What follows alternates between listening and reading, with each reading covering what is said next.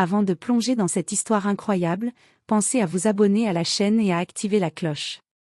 Ici, chaque récit a quelque chose à dire, et vous ne voudrez pas en manquer un seul. Dans une banlieue paisible d'une grande ville américaine, Marcus Johnson, un adolescent de 16 ans, vivait avec son fidèle berger allemand, Shadow. Ce chien était plus qu'un animal pour Marcus, il était son confident, son protecteur et son meilleur ami depuis l'enfance. Un soir d'été, alors que Marcus rentrait d'un entraînement de basket-ball, il ne se doutait pas que sa vie allait basculer. Sur le chemin, une patrouille de police passait dans la rue. L'un des agents, sans raison apparente, aperçut Shadow. Dans un moment d'incompréhension et de panique, le policier dégaina son arme et abattit le chien sous les yeux terrifiés de Marcus. La nouvelle de cet acte brutal se répandit rapidement, mais ce que personne ne savait, c'était que le père de Marcus, James Johnson, n'était pas un simple citoyen. Il travaillait depuis des années comme agent spécial du FBI, spécialisé dans la lutte contre les crimes organisés. L'histoire allait alors révéler bien plus qu'un drame personnel. La lumière orangée du crépuscule baignait doucement les rues calmes du quartier résidentiel où vivait Marcus Johnson. Le souffle régulier de Shadow, son berger allemand, était comme une mélodie familière qui apaisait l'adolescent après une longue journée. Marcus caressa la tête massive du chien, ressentant cette connexion silencieuse, ce lien d'une complicité rare. Ce soir-là, Marcus revenait du gymnase, où il s'était entraîné plusieurs heures pour perfectionner son jeu de basket-ball. Le terrain lointain et les rires de ses coéquipiers résonnaient encore dans son esprit. Shadow marchait à ses côtés, vigilant, chaque muscle tendu dans une posture protectrice. Marcus avait toujours ressenti que, dans ce monde parfois hostile, Shadow était son bouclier. Mais à mesure qu'il approchait de la maison, un bruit de sirène lointaine et la lueur intermittente des gyrophares sur le bitume firent naître une légère inquiétude. Une voiture de patrouille roulait lentement sur la rue, ses phares braqués vers lui. Marcus ralentit, essayant d'ignorer l'angoisse sourde qui montait en lui. « Et toi » hurla une voix rauque depuis le véhicule. Marcus reconnut l'agent Derek Miller, un policier local à la réputation ambiguë, souvent raillé pour son impulsivité. Shadow grogna légèrement, se plaçant instinctivement entre Marcus et la voiture. « Recule avec ce chien, il pourrait m'attaquer » lança Miller en sortant précipitamment de la voiture, son revolver déjà en main. Le cœur de Marcus battait à tout rompre. Il leva les mains pour montrer qu'il ne cherchait pas le conflit. « Calmez-vous, mon chien ne fait rien. » Mais Miller, nerveux, interpréta le grognement protecteur de Shadow comme une menace. Avant que Marcus ait pu réagir, un coup de feu retentit. Le cri étouffé de Shadow brisa le silence. Le chien tomba au sol, immobile, les yeux encore ouverts comme cherchant à comprendre ce qui venait de se passer. Marcus, figé, la douleur envahit chaque fibre de son être. Il tomba à genoux près de Shadow, des larmes roulant sur ses joues. « Non. Shadow, non. » Autour, quelques voisins curieux avaient émergé, leurs visages exprimant l'horreur et la confusion. Une caméra de surveillance d'une maison proche captait la scène. Miller, lui, reculait lentement, la panique visible sur son visage. Il bafouilla quelques excuses confuses, tentant maladroitement de justifier son geste. Mais pour Marcus, le monde venait de s'effondrer. Plus tard, dans le silence tendu de leur maison, Marcus serrait encore la laisse ensanglantée de Shadow, incapable de prononcer un mot. Sa mère essuyait ses larmes en silence, tandis que son père, James Johnson, venait tout juste de rentrer de son travail. L'homme, habitué aux missions périlleuses, ressentit une douleur intense en voyant son fils brisé. « Qu'est-ce qui s'est passé » demanda-t-il d'une voix grave, les yeux cherchant la vérité dans le regard de Marcus. L'adolescent finit par murmurer, « Brisé, le policier, il a tiré sur Shadow. » Sans raison. James resta silencieux un instant, la colère et la douleur se mêlant. Ce n'était pas simplement un chien qui venait d'être abattu. C'était une injustice criante, une preuve de plus que la violence pouvait frapper même là où on s'y attendait le moins. Et surtout, il savait que cet acte allait déclencher une tempête. La maison des Johnson était habituellement un refuge de calme et d'ordre. James Johnson, agent spécial du FBI, était un homme de rigueur, habitué aux situations tendues et aux décisions difficiles. Mais rien ne pouvait le préparer à la scène qui s'était jouée ce soir-là. Assis dans le salon, James observait Marcus, le visage marqué par la douleur, les yeux rougis, et le silence lourd. Sa femme, Cynthia, tentait de rassurer leur fils, mais ses mains tremblaient légèrement. Le poids du chagrin et de l'injustice régnait dans cette pièce. James respira profondément, rassemblant ses pensées. Il n'était pas seulement un père en colère, il était aussi un homme de loi. Son métier lui dictait de ne jamais céder à l'émotion, mais ce soir, la frontière entre devoir et famille s'effaçait. « Marcus, raconte-moi tout depuis le début. » Sa voix était ferme mais douce. L'adolescent raconta en détail ce qui s'était passé, la patrouille, le geste irréfléchi de l'agent Miller, le tir mortel sur Shadow, leur chien. Chaque mot semblait déchirer un peu plus le cœur de James. Quand le récit s'acheva, James posa sa main sur l'épaule de son fils, le regard dur et déterminé. « Ce n'est pas acceptable. Ce policier doit répondre de ses actes. » Il savait cependant que la réalité serait plus compliquée. Dans un système où les policiers bénéficiaient souvent d'une forte protection institutionnelle, il faudrait s'armer de patience, de preuves solides et d'un réseau puissant. Le lendemain matin, James contacta immédiatement son supérieur au FBI, informant de la situation. Il exigea qu'une enquête indépendante soit ouverte, refusant que l'affaire soit étouffée. De son côté, Cynthia tenta d'apaiser Marcus, qui se repliait peu à peu sur lui-même, le silence pesant sur ses épaules comme une chape de plomb. Le chien n'était pas seulement un animal, mais un membre à part entière de la famille, un lien précieux avec des moments de bonheur et d'insouciance désormais brisés. Dans le quartier, la nouvelle de la mort de Shadow se répandit rapidement. Les voisins murmuraient, certains indignés, d'autres choqués. Marcus devint le centre de petites attentions, mais aussi de regards lourds de jugements implicites, où la couleur de sa peau influençait encore l'interprétation des faits. À l'école, Marcus sentit les regards se détourner, des commentaires à voix basse circulaient. Il savait qu'il n'était pas seulement victime de la perte de Shadow, mais aussi des préjugés profondément ancrés dans la société. Parallèlement, l'agent Derek Miller fut suspendu provisoirement, mais il restait confiant, défendant son acte comme un « réflexe de sécurité », une version que beaucoup à la police semblaient soutenir. James, usant de son influence au FBI, fit appel à des experts indépendants en recours contre les violences policières. Il prépara méticuleusement un dossier, collectant témoignages, vidéos et rapports. Mais plus que l'enquête, James comprenait que cette affaire touchait à un mal plus profond, la méfiance entre la police et les communautés noires, un fossé creusé par des années d'abus, de stigmatisation et d'injustice. Cette nuit-là, alors que Marcus dormait enfin, épuisé, James resta éveillé, parcourant des documents, cherchant une stratégie. Il savait que pour protéger son fils, il devrait aussi affronter un système souvent hostile. « Shadow ne sera pas mort pour rien », murmura-t-il à voix basse. « Nous allons obtenir justice. » Le soleil se levait à peine sur la ville quand James Johnson arriva au bureau du FBI, un dossier épais sous le bras et une détermination inébranlable dans le regard.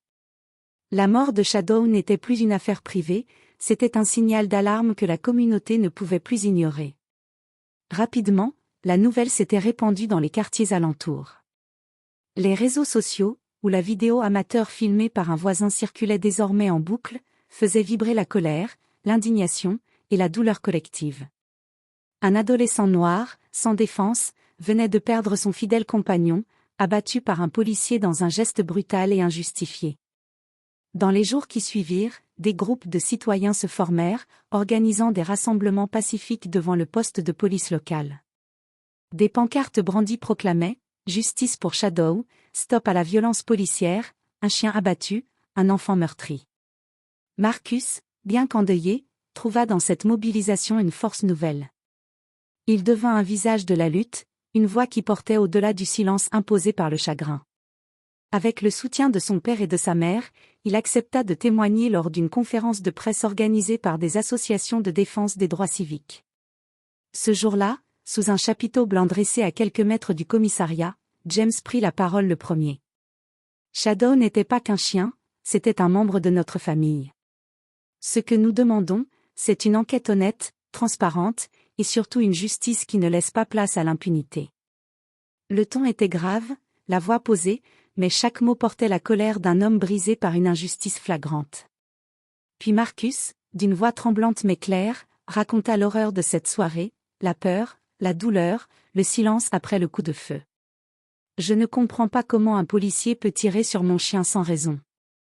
C'était mon ami, mon protecteur. Des flashs crépitaient, les micros captant chaque mot, chaque souffle. Le message résonnait bien au-delà des murs de la salle. Dans les coulisses, les avocats spécialisés dans les droits civiques, contactés par James, commencèrent à préparer le terrain juridique. Ils évoquèrent la possibilité d'une plainte pour usage excessif de la force, la négligence et la violation des droits civiques. Mais ils savaient aussi que la bataille serait longue et ardue. Le procureur local, sous pression, lança une enquête interne, tandis que Derek Miller, toujours défendu par son syndicat, clamait qu'il avait agi en état de légitime défense. Cependant, la communauté ne voulait pas se laisser intimider. D'autres familles venues des quartiers environnants se joignirent au mouvement, partageant leurs propres histoires d'injustice et de brutalité. Cette cause devint un symbole, un cri collectif contre les violences systémiques qui frappaient trop souvent les populations noires. À la maison, James et Cynthia soutenaient Marcus autant qu'ils le pouvaient, conscients que cette visibilité soudaine exposait leur fils à des regards parfois hostiles, mais aussi à une forme de solidarité rare. « Tu n'es pas seul, Marcus. Ce combat, c'est aussi le tien, mais nous sommes avec toi », répétait Cynthia, en serrant fort son fils dans ses bras. Les nuits, cependant, restaient difficiles. Marcus peinait à trouver le sommeil, hanté par l'image de Shadow tombé au sol, et les questions qui tourbillonnaient sans réponse. Pourtant, sous cette douleur, une flamme nouvelle grandissait, celle de la justice, de la dignité retrouvée, d'un combat qui dépassait sa peine personnelle. Les jours suivants prirent une tournure bien plus complexe et pesante pour les Johnson. La campagne médiatique autour de la mort de Shadow avait allumé une étincelle qui menaçait de devenir un brasier incontrôlable. Le commissariat, déjà sur la défensive, multipliait les communiqués prudents, tentant de calmer la colère publique tout en protégeant ses agents. Mais derrière les façades officielles, la pression se faisait sentir jusque dans les couloirs feutrés du pouvoir local. James Johnson, par son rang et son influence au FBI, attira rapidement l'attention des autorités supérieures. Des appels et des visites non officielles vinrent lui rappeler qu'il valait mieux que cette affaire soit traitée avec tact. Une façon polie de lui signifier que certains voulaient étouffer l'affaire. Mais James, loin de céder, renforça sa détermination. « Nous sommes là pour la vérité, pas pour le silence », martelait-il lors de ses réunions avec ses avocats et ses alliés. Pour Marcus, la visibilité croissante avait un goût amer. À l'école, les réactions se divisaient. Certains élèves lui témoignaient un soutien sincère, tandis que d'autres murmuraient dans son dos, teintés de jalousie ou d'hostilité. Les réseaux sociaux n'étaient pas tendres non plus, messages de haine alternaient avec des mots d'encouragement. Sa mère, Cynthia, le trouvait de plus en plus renfermé, ses yeux reflétant une douleur qu'il refusait souvent d'exprimer. « Marcus, parler peut t'aider, tu n'as pas à porter ça tout seul », insistait-elle doucement. Mais Marcus avait du mal à mettre des mots sur ce qu'il ressentait. Il oscillait entre la colère, la tristesse, et une certaine forme d'injustice qui le rongeait. Shadow n'était pas juste un chien, c'était son compagnon, sa famille. Pendant ce temps, Derek Miller subissait une pression grandissante. Son entourage policier lui recommandait de garder le silence, mais il se montrait arrogant, convaincu de son bon droit. « Je fais juste mon boulot », répétait-il, tentant de se convaincre lui-même. Cependant, une enquête interne s'était ouverte. Des collègues, plus réservés, commençaient à douter de la version officielle. Des témoignages anonymes firent état d'une propension inquiétante de Miller à réagir avec excès. Dans l'ombre, James utilisa ses connexions au FBI pour lancer une enquête parallèle. Des agents spécialisés furent envoyés discrètement pour recueillir des preuves indépendantes, notamment sur le comportement de Miller lors de ses précédentes interventions. La tension monta encore d'un cran lorsque James fut contacté par un haut responsable du département de police, qui tenta une ultime mise en garde voilée: « Vous jouez avec le feu, Johnson. » Mais loin de reculer, James y vit la confirmation que sa démarche allait au-delà d'un simple règlement de compte. Ce combat était devenu un affrontement contre un système tout entier, parfois corrompu, souvent aveugle à la souffrance des minorités. Un soir, alors que Marcus s'effondrait dans sa chambre, seul avec ses pensées, il prit un vieux collier que Shadow portait toujours autour du cou. Il le serra fort contre lui, sentant une force nouvelle monter en lui. « Je ne laisserai pas ça tomber dans l'oubli. Pour toi, Shadow. » Et dans ce silence, dans cette promesse, il trouva une détermination nouvelle. Les semaines suivantes furent une course contre la montre pour la famille Johnson et leur équipe juridique. Le dossier s'épaississait, chaque témoignage, chaque preuve recueillie était soigneusement analysée pour bâtir une affaire solide contre l'agent Derek Miller. James, bien qu'épuisé par ses obligations au FBI, consacrait toutes ses heures libres à soutenir Marcus et à préparer la bataille judiciaire.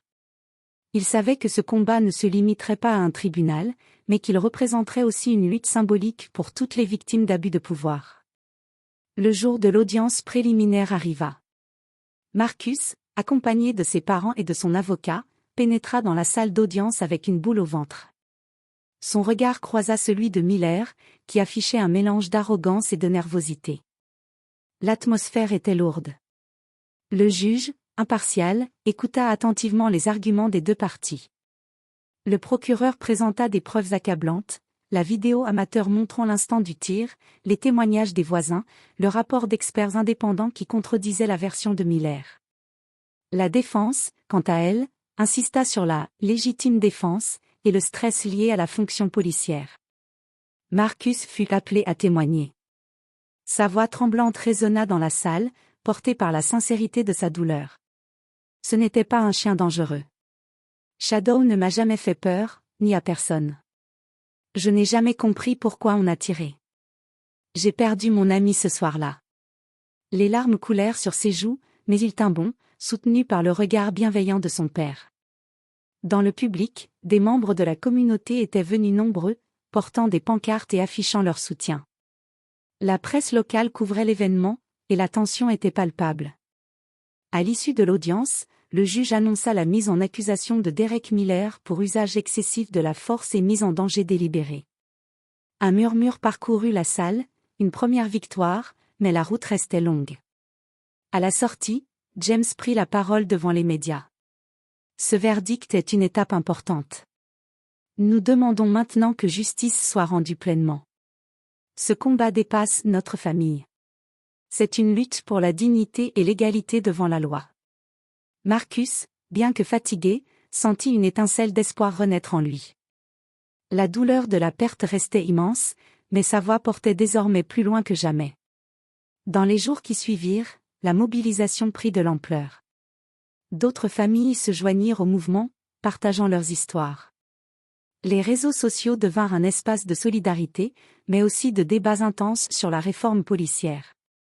James continua d'utiliser ses ressources pour appuyer les investigations, convaincu que ce combat serait un exemple pour d'autres, une manière de changer les choses.